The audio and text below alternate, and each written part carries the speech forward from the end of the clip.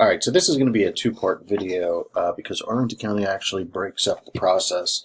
The first part is the application process. The second part is actually the drawings. So you're going to go to, put this in our Excel spreadsheet, but you're going to go to, this is known as Excel, and you're going to go to Create and then Building Application. When you first get here, it might be a little, actually let me log out real quick.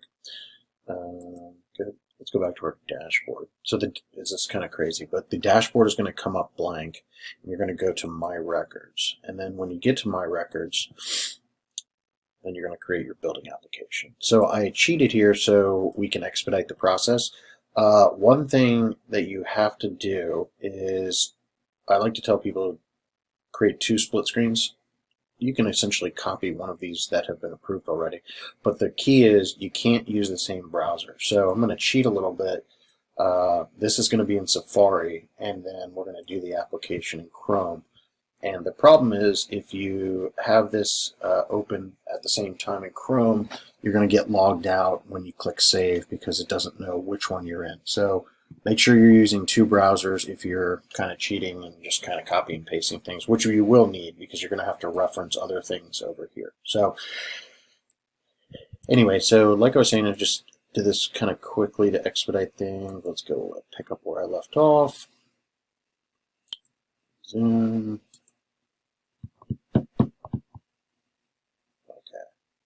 So the first page of this is going to ask you about your structure. This is just going to be a yes or no. For this application, it's a yes, and really what this is going to do is trigger residential versus commercial. All of these are just asking if you're doing additional things. And hold on one second. This did not save like I had just planned. 1 second. All right, so in section 1 here, the easiest way to find this is less information is better. So for this address, you're going to be able to find this on the front page of the drawings, located over here.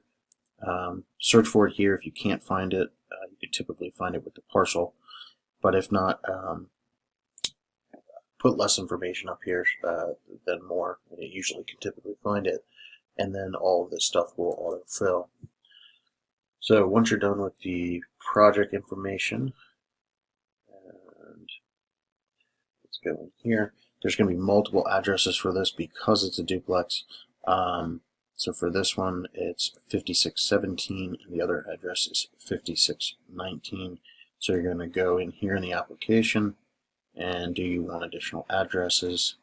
This is a new thing for us because we just started doing these. Typically, you would not have multiple addresses, but this is going to have 5619 and 5617. Going into the project details, this is when you're going to need a split screen because you're going to be referencing other permits. Alright, so I've pre-filled this out to expedite the process. So this is asking you, do you have a demolition permit associated with it? The answer is yes. And you will go into your Safari, and I like to search by the name, and your demolition permit. I apologize, this is a little confusing. We've gone back and forth with the county, but this is the one that you're going to be using, Demo 240035. So that's for that permit. Is the structure 3 or more homes? No, it's not. And you would know that by going to the architectural drawings, and first or second page will typically have this, but this is a duplex, so it's 2. Your total square footage, again, going back to your architectural drawings, going to go to, typically it would be on the first or second page, and here's your GFA, first floor, so this is going to be 2439 times 2, right? 2469 times 2, so 4938. For these structures, anything below 3 stories, there's no suppression system. For now, we're not even going to wait. We don't want to tie any more permits to this. It just makes everything more complicated. We'll apply for the fence permit at a later date, so that's going to be a no. Is there a pool? No. Will you have accessory dwellings? No. Is this for a family suite? No. and are any sinks associated with this. They're looking for if you're going to be renting out the basement or something. So what you would do is go back to your drawing, and this actually happens. We would have to sign a sink affidavit if we were asking for that. But what we're going to do here is there is no rec room bar. But if we were to have a rec room bar, then this would be a yes, where we would sign a sink affidavit.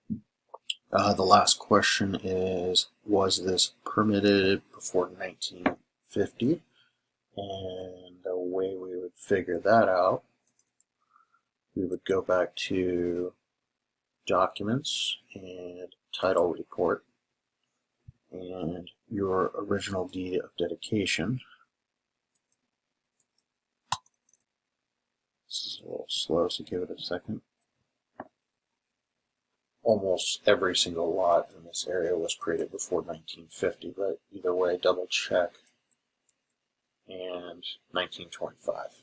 So yes, you're good. And what they're going to want is this original deed in the application in the next video. So putting that back over there. So is your original deed before 1950? The answer would be yes.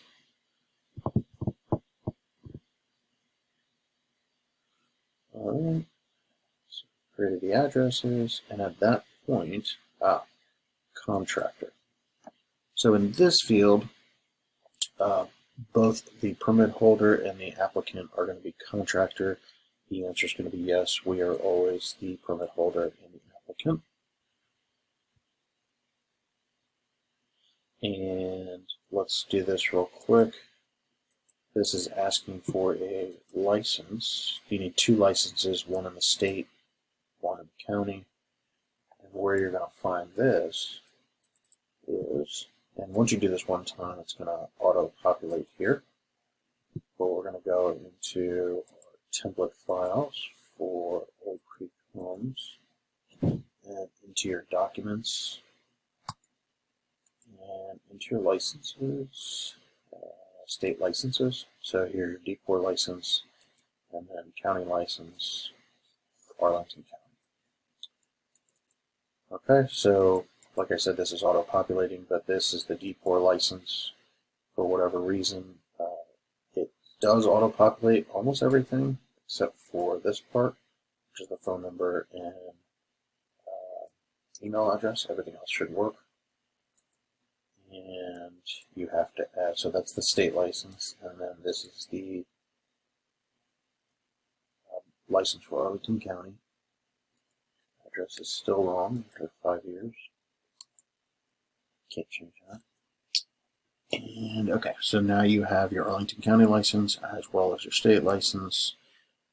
That is good to go. Applicant is always us. Property owner is the LLC, not personally, it's the LLC. And mechanics lien agent, this is always going to be changing, but what you're going to need to do, it's associated with who did the loan. So for this example, actually I'm not going to delete this. For this example, the loan was done through Potomac West Title. So Potomac West Title. And you're just going to copy this person's information. So if there was ever a lien on the job, they have the right to contact the lien agent, who is Potomac West Title, who will then call the lender and come after us. So you have to put that there. If you don't put that there, then the loan processor won't even process the loan. Okay. So each time you do an application, you're going to have to actually ask the question of who's the lender. But in this case, the lender is associated with Potomac West Title. Alright, so scan through here.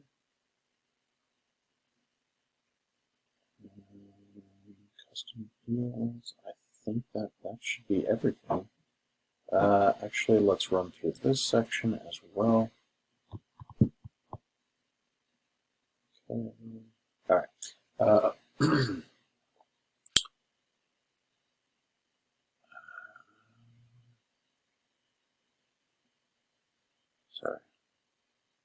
couple extra questions here. This is for waterproofing. Yes, you always have to do waterproofing.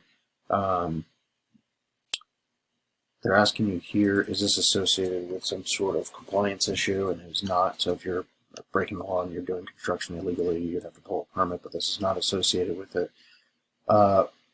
Provide a description of the work. If you ever need to reference, you would go to a previous job and you can open any of these up. So let's go to, let's say, Kentucky Street, and you can go into Kentucky Street and copy and paste if you have any questions. This will always have to be asked. It's what's the cost of the work. Let me know when you get to this point. I can tell you. We are under the code year 2018. That will be applicable for years. Is this associated with a use permit? Almost always it's going to be no. Every time is this associated with land disturbance, it's always going to be more than 2,000 or 2,500 square feet. And then the question is your LDA, which is your land disturbance permit. You'll have to go over here again. And is this associated with a CEP? The answer is always no on smaller projects. And then is this associated with an EHO? That would be yes. And again, you would just have this on split screen. Sort by address.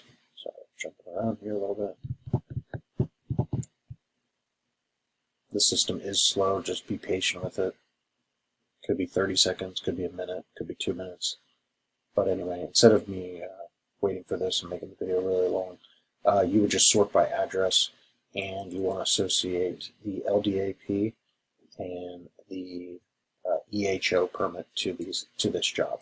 So then all of them are tied together. So you have a land disturbance. This is the building application, but this is the land disturbance, and this is the zoning that we had previously done. All right. So after that, the application should be completed in its entirety. Just zoom through here real quick. All right. So after all this stuff is done, you're going to go ahead and click here, continue the application. I'm not going to save this because it would defeat the purpose. And then what we're going to do is once the email comes through, which will be in 20 minutes or so, that the application is accepted, then go into the next video where we're going to talk about uploading the actual drawings. Let me know if you have any questions. The next video will be posted.